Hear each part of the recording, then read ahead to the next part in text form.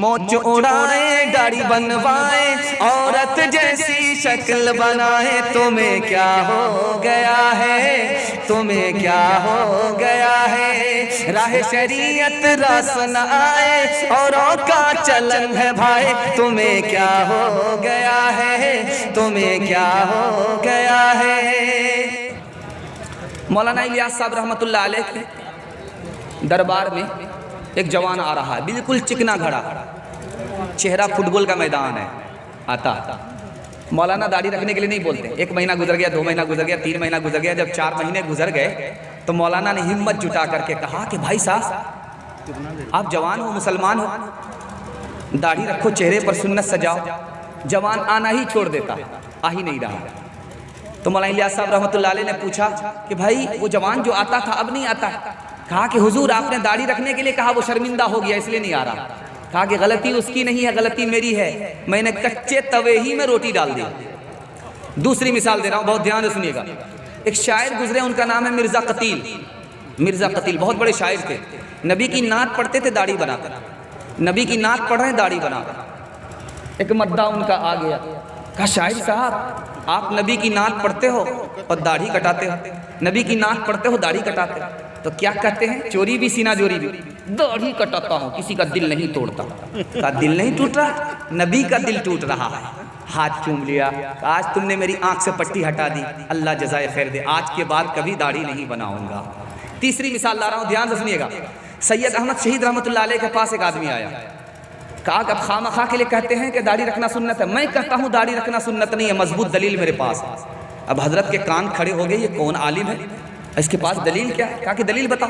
کہا دلیل یہ ہے کہ جب ماں کے پیٹ سے بچہ پیدا ہوا تو داڑھی نہیں تھی۔ تو حضرت کو سمجھ میں آیا کہ 1 نمبر کا جاہل ہے اور اس کے پاس مضبوط دلیل یہی ہے۔ تو حضرت نے فرمایا کہ او یہ مضبوط دلیل ہے، بچہ جب پیدا ہوا تو داڑھی نہیں تھی، داڑھی رکھنا سنت نہیں ہے۔ تو بچہ جو پیدا ہوا تھا تو منہ میں دانت بھی تو نہیں تھے، دانت توڑ کر کے پوپلا بن جاؤ۔ آخری مثال لا رہا ہوں، دھیان سے سنیے گا۔ 150 سال پرانی بات ہے، 150 سال پرانی۔ پاکستان میں شادی ہو رہی ہے، موبائل کا دور نہیں تھا، نیٹ کا دور نہیں تھا، لڑکی نے لڑکے کو دیکھا نہیں، مجلس میں نکاح ہو رہا ہے، لڑکی ادھر ہے لڑکا ادھر ہے۔ احمد علی لاہوری رحمۃ اللہ علیہ وقت کے بڑے عالم، وہ نکاح پڑھانے کے لیے بیٹھے، لڑکی کی نگاہ جیسے ہی لڑکے کے اوپر پڑی، دیکھا کہ داڑھی والا لڑکا ہے، داڑھی ٹوپی والا عالم دین ہے۔ لڑکی بھری مجلس میں کھڑی ہو کر کے کہتی ہے مجھے داڑھی والا لڑکا پسند نہیں ہے۔ سارے لوگوں کا چہرہ لٹک گیا، سب نے سوچا کہ حضرت کا بھی چہرہ لٹک گیا، مارے شرم کے مارے نہیں جھکا تھا، مراقبے میں چلے گئے۔ مراقبے کے بعد سر اٹھایا، کہا کہ پتہ ہے کہ اس لڑکی نے داڑھی کا انکار کیوں کیا؟ اب لوگوں کے کان کھڑے ہو گئے، اتنا بڑا عالم کس نتیجے پر پہنچا ہے؟ کہا کہ دراصل اس کے باپ نے اس کو حرام کما کر کے کھلایا، اس کے پیٹ میں حرام ہے، اس لیے اس کو سب کچھ پسند ہے، نبی کی سنت اور نبی کی پسند نہیں ہے۔ ہاتھ جوڑ کر کے آپ لوگوں سے ایک بات کہتا ہوں، داڑھی نہیں رکھتے ہیں، عادت نہیں ہو پا رہی ہے، توبہ کرتے رہیے، ایمان سلامت رہے گا۔ لیکن داڑھی کی توہین مت کیجیے گا، ایمان چلا جائے گا۔ داڑھی نہیں رکھتے ہیں، عادت نہیں ہے، عادت بنے گی، توبہ کرتے رہیے، ایمان آپ کا سلامت رہے گا۔ لیکن داڑھی نہیں رکھتے ہیں، چوری کر رہے ہیں، سینہ زوری مت کیجیے گا، توہین مت کیجیے گا، ایمان چلا جائے گا۔ داڑھی کی توہین کیا ہے، ایمان کیوں چلا جاتا ہے، یہ راز بتا رہا ہوں۔ داڑھی تو رکھتا ہوں لیکن مجھ کو کھجلی ہوتی ہے، اس لیے داڑھی نہیں رکھتا۔ نبی کو کھجلی نہیں ہوئی، آپ کو کھجلی ہو رہی، داڑھی کی توہین ہے۔ داڑھی رکھنے کے بعد بوڑھا معلوم ہوتا ہوں، اس لیے داڑھی نہیں رکھتا ہوں، داڑھی کی توہین ہے۔ داڑھی بھی کوئی رکھنے کی چیز ہے تو سرکاری گھاس معلوم ہوتی ہے، داڑھی کی توہین ہے۔ داڑھی کی توہین کے بعد ایمان کیوں جاتا؟ داڑھی نبی کی پسند ہے، نبی کی سنت ہے، جو نبی کی پسند نبی کی سنت میں عیب لگائے وہ نبی کا امتی مسلمان نہیں ہو سکتا۔ شکل تمہاری عورت جیسی، تم نے بنا لی صورت کیسی، موچ اڑائے داڑھی بنوائے عورت جیسی شکل بنائے، تمہیں کیا ہو گیا ہے، تمہیں کیا ہو گیا ہے، راہ شریعت راس نہ آئے اوروں کا چلن ہے بھائی، تمہیں کیا ہو گیا ہے، تمہیں کیا ہو گیا ہے۔ الحمدللہ ایک آدمی نے اسٹیج سے جو پھول پہنایا ہے وہ داڑھی والے نہیں ہیں، گھوس میں پہنایا ہے، رشوت میں پہنا ہے۔ خیر آپ دعا کیجئے اللہ ان کو داڑھی رکھنے کی توفیق عطا فرمائے۔ داڑھی کو ناپسند جو کرتی ہے لڑکیاں، داڑھی کو ناپسند جو، داڑھی کو ناپسند جو کرتی ہے لڑکیاں، ان لڑکیوں سے شادی گوارا نہ کیجئے۔ انشاءاللہ ان لڑکیوں سے شادی نہیں ہوگی، ہاتھ اٹھا دیے انشاءاللہ۔ اس میں بوڑھے بھی ہاتھ اٹھا رہے، دوسری شادی کا ارادہ ہے کیا؟ اتنے چینل والے ہیں، اگر بیوی نے دیکھ لیا تو کھانا دانا سب بند ہو جائے گا۔ دھیان دیجئے گا، بڑی تیزی کے ساتھ بہت خوبصورت مطالعہ نکل گیا۔ یہ رمضان آ رہا ہے، رمضان آنے والا ہے، انشاءاللہ روزہ رکھیں گے، ہاتھ اٹھا دیے انشاءاللہ۔ پانی پی کر کے رکھیں گے، ہاتھ اٹھائیے انشاءاللہ۔ کوٹھی پر کا روزہ رکھیں گے، ہاتھ اٹھائیے انشاءاللہ۔ بس دھیان دیجئے گا، رمضان آ رہا، بہت خوبصورت مطالعہ رمضان کے حوالے سے آپ کو سنا رہا۔ اس کے بعد جوان تک پہنچوں گا، بچے اور بوڑھے تک، عورت تک پہنچنے کے بعد آپ کا جلسہ ختم ہو جائے۔ اللہ آپ کو جزائے خیر دے، آپ دل سے سن رہے ہیں، دھیان سے سن رہے ہیں۔ اس وقت میں جلسے کا جنازہ نکل جاتا ہے، لیکن آپ نے ایسا بنا دیا کہ ایسا لگتا ہے کہ جلسہ ابھی شروع ہو رہا۔ اللہ آپ کے سننے کو، ہمارے سنانے کو بے حد قبول فرمائے۔ دھیان دیجئے گا، 3 مطالعہ میں آپ کے سامنے رکھنے کے لیے جا رہا ہوں، اس کو ادب سے سنیے گا، آپ کو روزہ رکھنے میں ہمت ہوگی، حوصلہ ملے گا۔ دھیان دیجئے گا، اللہ کہتا ہے روزہ میرے لیے، جبکہ نماز بھی اللہ کے لیے۔ اس کا کیا مطلب ہوا؟ رمضان میں شیطان قید میں ہے، پھر بھی گناہ ہو رہا ہے، اس کی کیا وجہ ہے؟ چھوٹا بچہ روزہ رکھ لیتا ہے، بچے کا باپ روزہ کیوں نہیں رکھتا؟ یہ 3 مطالعہ میں آپ کی خدمت میں لے کر کے آ رہا ہوں۔ اللہ فرماتا ہے روزہ میرے لیے ہے، جبکہ نماز بھی اللہ کے لیے ہے۔ پہلا مطلب، ہم نماز پڑھتے ہیں اللہ کے لیے، غیر مسلم نماز پڑھتے ہیں دیوی دیوتا کے لیے۔ ہم زکوٰۃ دیتے ہیں اللہ کے لیے، دیوی دیوتا، غیر مسلم دان خیرات کرتے ہیں دیوی دیوتا کے لیے۔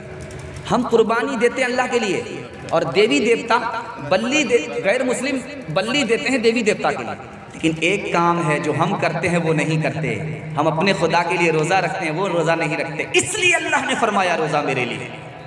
دوسری بات پر دھیان دیجئے گا، آدمی زکوٰۃ دے رہا ہے، دوسرے لوگ تعریف کر رہے ہیں، ریاکاری ہو سکتی ہے۔ آدمی حج کر کے آ رہا، وہاں سے آنے کے بعد لوگ حاجی کہہ رہے ہیں، ریاکاری ہو سکتی ہے۔ آدمی نماز پڑھ رہا ہے، دوسرے لوگ نمازی کر رہے ہیں، ریاکاری ہو سکتی ہے۔ ایک عمل ہے جس میں ریاکاری نہیں ہو سکتی، وہ ہے روزہ، اس لیے اللہ نے فرمایا روزہ میرے لیے۔ تیسری بات کو ذرا دھیان میں رکھیے گا، آدمی حج پہ گیا ہے، اپنی آنکھ سے مکہ کو دیکھ رہا ہے، حج پہ گیا ہے، اپنی آنکھ سے مدینے کو دیکھ رہا ہے، مزہ آ رہا۔ زکوٰۃ دے رہا ہے، دوسرے لوگ احسان مند ہو رہے ہیں، مزہ آ رہا۔ نماز پڑھنے کے لیے آیا، سمدھی سے بھی ملاقات ہو رہی ہے، داماد سے بھی ملاقات ہو رہی ہے، مزہ آ رہا۔ لیکن ایک کام ہے جس میں مزہ نہیں ملتا، مزہ کرکرا جاتا ہے، بھوکا رہنا پڑتا ہے، پیاسا رکھنا پڑتا ہے، وہ ہے روزہ۔ اس لیے اللہ نے فرمایا روزہ میرے لیے۔ ایک اہم نقطے کو ذرا دھیان میں رکھیے گا، ہمارا خدا کھاتا نہیں ہے، اس کو کھانے کی حاجت نہیں۔ ہمارا خدا پیتا نہیں ہے، اس کو پینے کی حاجت نہیں۔ ہمارا خدا، اس کو بیوی سے کوئی مطلب نہیں ہے، بیوی کی حاجت نہیں ہے۔ اب روزے میں غور کیجئے کیا ہوتا ہے، روزے کی حالت میں بندہ کھا نہیں رہا، بندہ پی نہیں رہا، بیوی سے مطلب نہیں۔ کیا مطلب ہوا؟ اے میرے خدا، میں تیری نقل اتار رہا ہوں، میں روزے میں ہوں، تو کھاتا نہیں، میں بھی نہیں کھاتا، تو پیتا نہیں، میں بھی پیتا نہیں، تجھے بیوی کی حاجت نہیں، مجھے بھی بیوی کی حاجت نہیں۔ خدا کہتا ہے میرا بندہ میری نقل اتار رہا ہے، روزہ میرے لیے ہے۔ آخری مثال دے رہا ہوں، دھیان سے سنیے گا، روزہ رکھنے میں آپ کو ہمت ہوگی، طاقت ملے گی۔ جب بندہ نماز پڑھ کر کے خدا کے پاس جائے گا تو اس کا بدلہ فرشتے کے ہاتھ سے ملے گا۔ زکوٰۃ دے کر کے آیا، فرشتے کے ہاتھ سے بدلہ مل رہا ہے، حج کر کے آیا، فرشتے کے ہاتھ سے بدلہ مل رہا ہے۔ جب روزہ رکھ کر کے آئے گا تو کس کے ہاتھ سے بدلہ ملے گا؟ خود خدا کے ہاتھ سے بدلہ ملے گا، اس لیے اللہ نے فرمایا روزہ میرے لیے۔ ایک اہم مطالعے کی ذرا حفاظت کر لیجئے گا، اللہ آپ کے روزے کو قبول فرمائے۔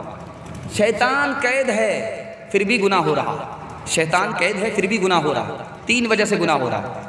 بڑا شیطان قید ہے، چھوٹا شیطان آزاد ہے، یہ 58 54 آزاد ہے۔